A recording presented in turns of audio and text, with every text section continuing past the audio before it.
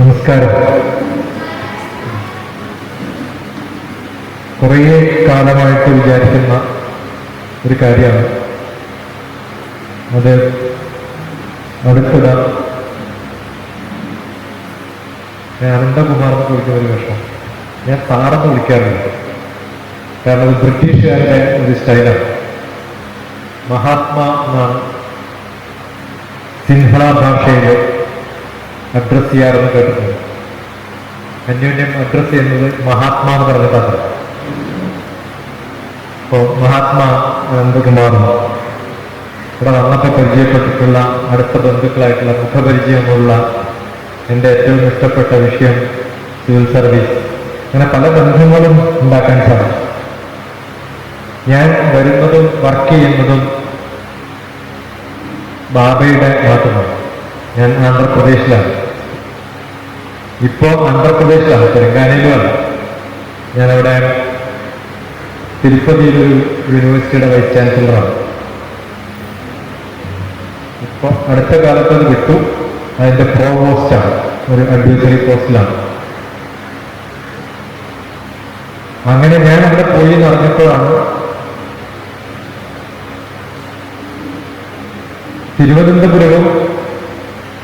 തിരുവനന്തപുരത്തെ പോലെ ഒരു പേരുള്ള സ്ഥലത്താണ് സായിബാബയുടെ നാട്. അതേതാ? അനന്തപുരം. അനന്തപുരം തിരുവനന്തപുരം ഒരേപോലെയാണ്. എനിക്ക് തോന്നുന്നു ഞാൻ ഏറ്റവും വലിയ ഓഡിയൻസിന് ക്ലാസ് എടുത്തിട്ടുള്ളത് അനന്തപുരം. 6000 കുട്ടികൾക്ക് ഒരു ക്ലാസ്. അങ്ങനെ ആ ഡിസ്ട്രിക്ട് ഇപ്പൊ മാറ്റിയിട്ട് ആന്ധ്രാപ്രദേശ് ഡിവൈഡ് ചെയ്യുന്ന സമയത്ത് സത്യസായി ഡിസ്ട്രിക്ട് എന്ന് പറഞ്ഞ ഡിസ്ട്രിക്ട് ഉണ്ട്. അനന്തപൂരിലുള്ള MLA സിന്ധൂര ഇവിടെ വന്നുണ്ടോ? അത്യാവശ്യമായിട്ട് വിളിച്ചാൽ വരുന്ന ഒരാളാണ് സിന്ധൂര. സിന്ധൂരയുടെ അച്ഛൻ ശേഖർ റെഡ്ഡി ഇവിടുത്തെ പോലീസുകാരനാണ്, ഇവിടുത്തെ IPS. സിന്ധൂര റെഡ്ഡിക്ക് മലയാളം തെലുങ്കിനെക്കാളും നന്നായിട്ട് അറിയാം. ശേഖർ റെഡ്ഡിയും ഞാനും കമ്മ്യൂണിക്കേറ്റ് ചെയ്യുന്ന ആൾക്കാരാണ്. ഇടയ്ക്കിടയ്ക്ക് സിന്ധൂര റെഡ്ഡിയുടെ പടയച്ചു. അടുത്ത കാലത്ത് അയച്ചൊരു വീഡിയോ, ആന്ധ്രാപ്രദേശ് അസംബ്ലിയിലെ സിന്ധൂര റെഡ്ഡി ഇംഗ്ലീഷിലാണ് സംസാരിക്കുന്നത്. അപ്പോൾ സ്പീക്കർ പറയുന്നുണ്ട് തെലുങ്കിൽ പറയണത്. അപ്പൊ സിന്ധൂര റെഡ്ഡിക്ക് തെലുങ്ക് അറിയില്ല, മലയാളം അറിയില്ല. കാരണം ഇവിടെ നഴ്സറി മുതൽ PG വരെ പഠിച്ചത് തിരുവനന്തപുരത്താണ്. ബന്ധങ്ങൾ കുറേയുണ്ട് അവിടെ. ഞാൻ ഒരു പ്രാവശ്യം പുട്ടവർത്തിയിൽ പോയിട്ടുള്ളൂ. പക്ഷേ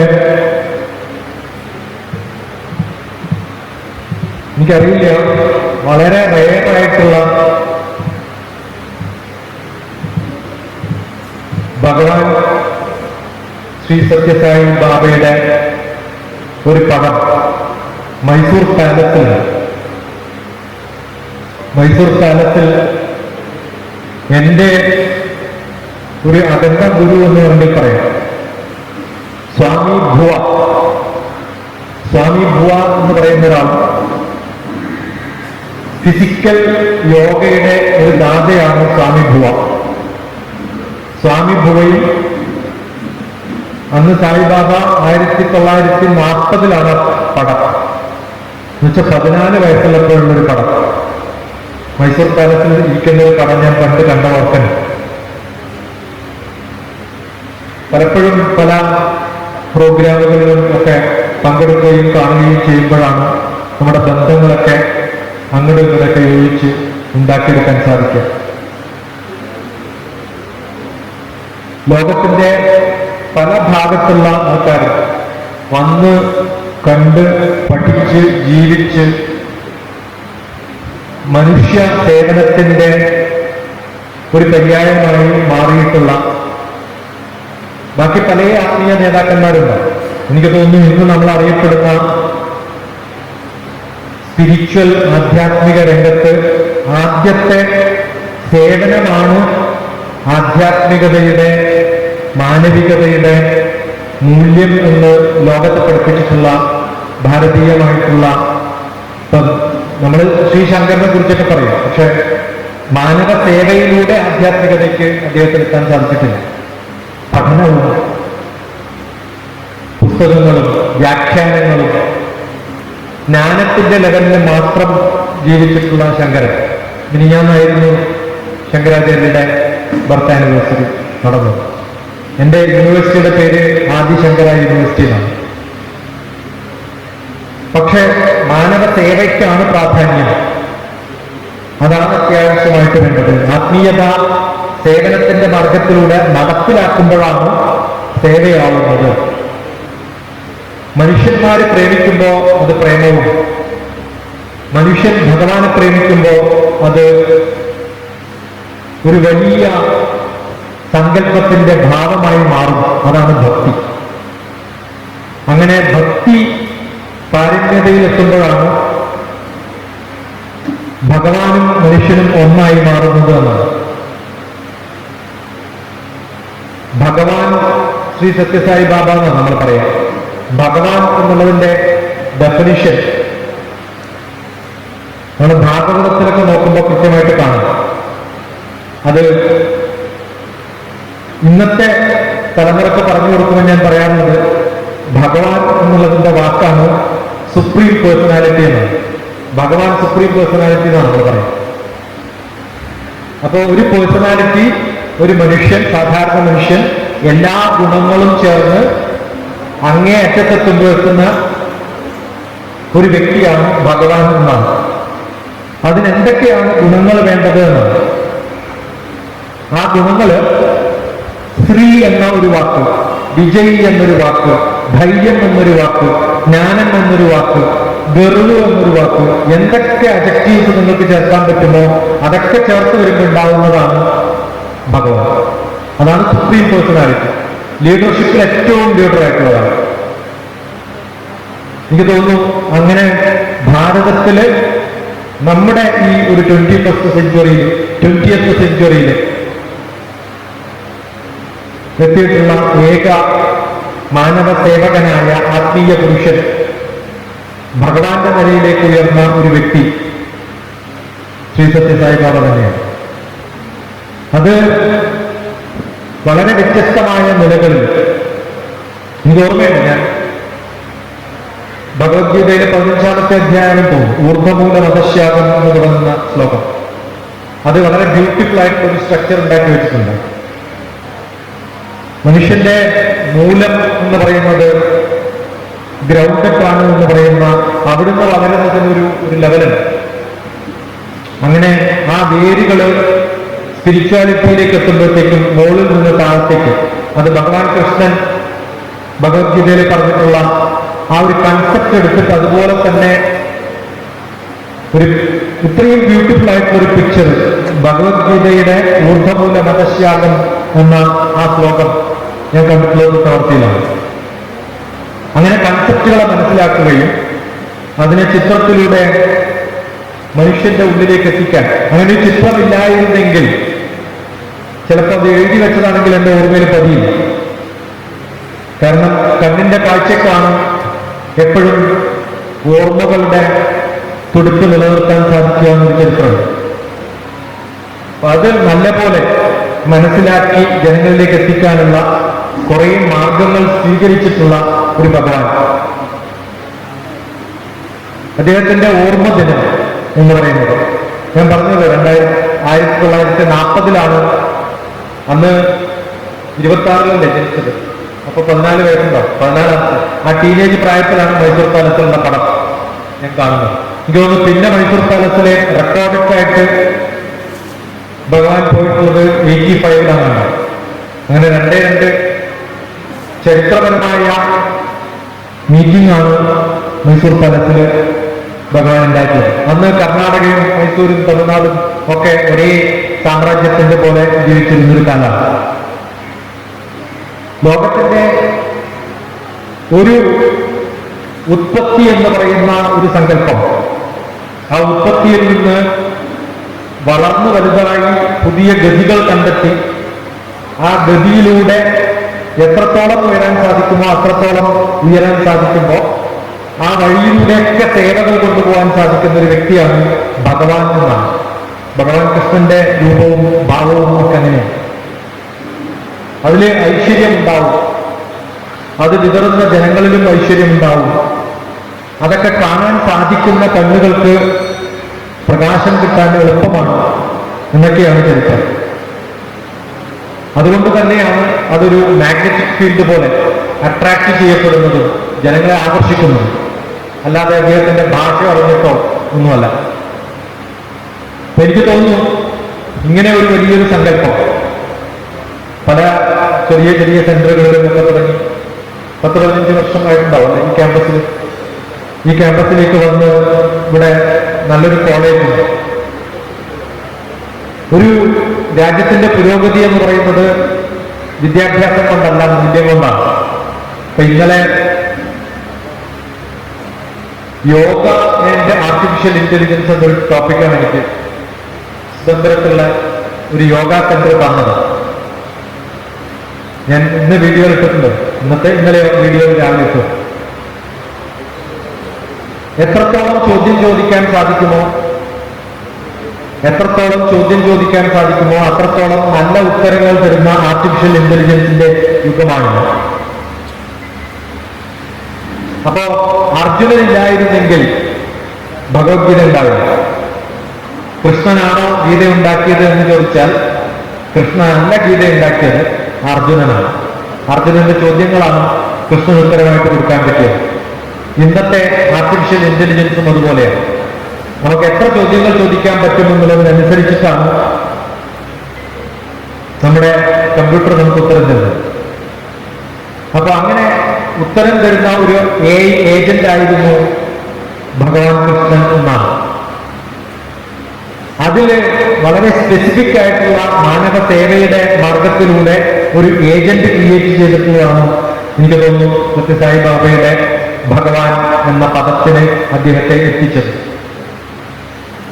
അത്തരം ചോദ്യങ്ങൾ, എന്തിനാണ് നമ്മൾ ജീവിക്കുന്നത് എന്ന ചോദ്യത്തിന് ഉത്തരം വായുരനിതമൃതമതേതം ഭക്താന്തം ശരീരം ഓം കൃതോസ്മര കൃതം സ്മരാമി. എൻ്റെ ശരീരത്തിന് എൻ്റെ മക്കൾ തീ കൊടുക്കുമ്പോൾ ആ മൃതശരീരത്തോടു കൂടി കിടക്കുന്ന സമയത്ത് മകൻ അച്ഛനോട് ചോദിക്കുന്ന ഒരു ചോദ്യമുണ്ട്, എന്താണ് ഈ ജന്മത്തിൽ നിങ്ങൾ ചെയ്തത്? അതിനൊരു ഉത്തരം മാത്രമേ ഉള്ളൂ. നമുക്കൊക്കെ പറയാനുള്ളത് വീടുണ്ടാക്കി, മക്കൾക്ക് വേണ്ടിയിട്ട് കുറെ സ്വത്തുണ്ടാക്കി, അവർക്കൊരു ജോലി ഉണ്ടായി, അതെല്ലാ മൃഗങ്ങളും ചെയ്യുന്നതാണ്. അതിൽ കവിഞ്ഞ് താൻ എന്താണ് ചെയ്തത് എന്നാണ് ഈ മകൻ അച്ഛനോട് ചോദിക്കുന്നത് എന്നാണ്. അതാണ് ഓരോ ചിതക്ക് തീ കൊടുക്കുമ്പോഴും മക്കള് അച്ഛനോട് ചോദിക്കേണ്ടതാണ്. അച്ഛൻ ഉത്തരം പറയും എന്നുള്ള അറിവോടുകൂടിയല്ല ചോദിക്കുന്നത്. നമ്മൾ ഓരോരുത്തരും ഈ പ്രായത്തിൽ നമ്മളോട് ചോദിക്കേണ്ട ചോദ്യം, അതേത് പ്രായത്തിലാണ്?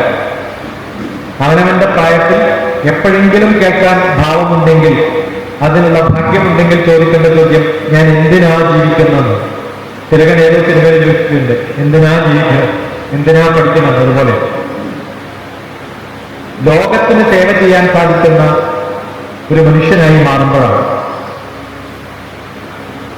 അത് നമ്മൾ ചെയ്തിട്ടില്ലെങ്കിൽ ശമ്പളം മേടിക്കുക, ജോലി ചെയ്യാം, അത് കർമ്മത്തിന്റെ ഡിക്ഷണറിയിൽ പെടാറില്ല.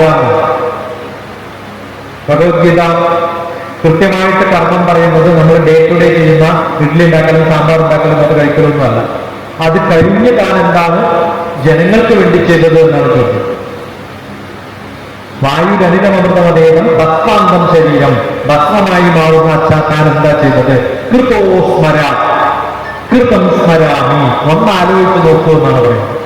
അപ്പൊ നമ്മളിപ്പോ ആലോചിക്കേണ്ടത്, ഞാൻ എന്താണ് ജനങ്ങൾക്ക് വേണ്ടി ചെയ്തിട്ടുള്ളതെന്ന്. മനുഷ്യന്റെ പേര് തന്നെ ഹ്യൂമൻ ബീയിങ്, സോഷ്യൽ ബീയിങ് എന്നാണ്.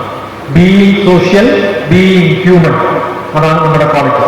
നമ്മൾ എത്ര മനുഷ്യത്വമുള്ളവരാകുന്നു, എത്ര സോഷ്യലി ആക്റ്റീവ് ആവുന്നു എന്നുള്ളതാണ്. ഞാൻ എല്ലാ ക്ലാസ്സുകളിലും പറയാറുള്ളത് 5 ഫോൾഡ് ഡെവലപ്മെന്റ് ആണ്. Physical, emotional, intellectual, social, spiritual. ഈ 5 ഡെവലപ്മെന്റ് ചെയ്യാൻ സാധിച്ചാൽ നമ്മളെല്ലാം ചെയ്തു. ഈ ഒരു ക്യാമ്പസിൽ വന്നപ്പോൾ ഈ 5 ഡെവലപ്മെന്റും എനിക്ക് കാണാൻ സാധിക്കുന്നു. കാരണം ഫിസിക്കലി ആവശ്യമുള്ളവർക്ക് സപ്പോർട്ട് കൊടുക്കുന്ന ഭക്ഷണവും താമസവും ഒക്കെ ഒരുക്കിയിട്ടുണ്ട്. ഇമോഷണലി ആവശ്യമുള്ള, ഞാൻ ആദ്യം തന്നെ പരിചയപ്പെട്ടത് എവിടെയായിരുന്നു, അരവിന്ദന് സൈക്കോളജിസ്റ്റാണ്. ഇമോഷണലി കൺട്രോൾ ചെയ്യാൻ പറ്റുന്ന ഒരാളെയാണ് ഇവിടെ ആക്റ്റീവായിട്ട് ഞാൻ കണ്ടത്.